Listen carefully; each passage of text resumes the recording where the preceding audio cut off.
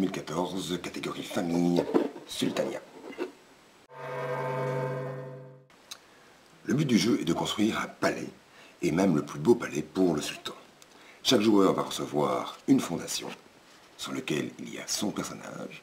Il y a déjà 3 tuiles qui sont placées. Il y a des éléments ici en dessous qui vont faire gagner des points. Chaque carte est différente. Et il y a 2 creux ici pour des objectifs secrets.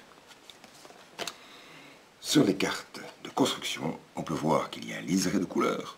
Il y aura du bleu pour le premier étage, avec certains éléments tels que des saphirs et des tours. Du rouge pour le deuxième étage, avec des constructions telles que des portes ou des sommets de portes.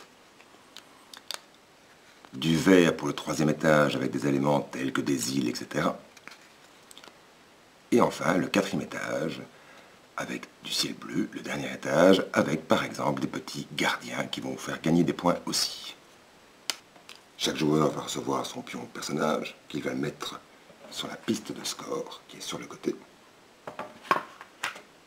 Et enfin, il y a 4 djinns qui vont vous permettre d'avoir des pouvoirs spéciaux.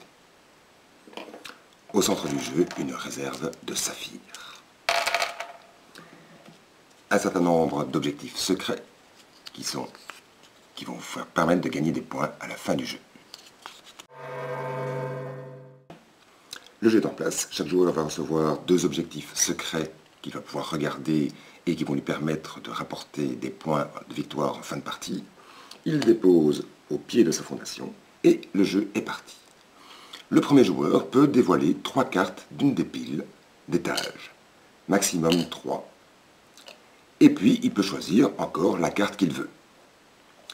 Quand il a choisi une tuile, il doit la placer dans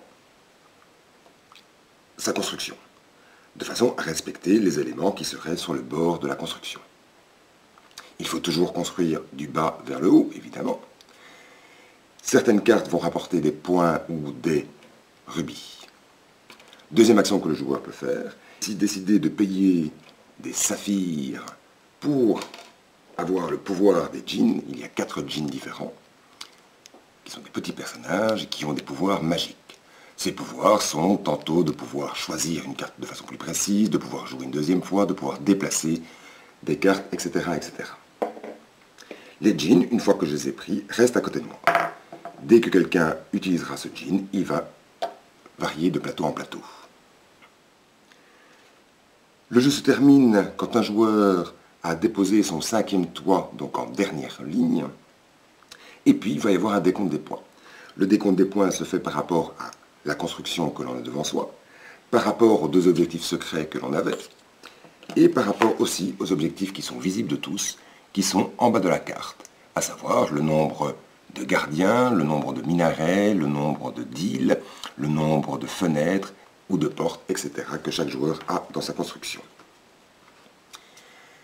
Les points sont marqués sur le tableau marqueur de points. Le joueur qui a le plus de points est déclaré l'architecte privilégié du sultan. Amusez-vous bien.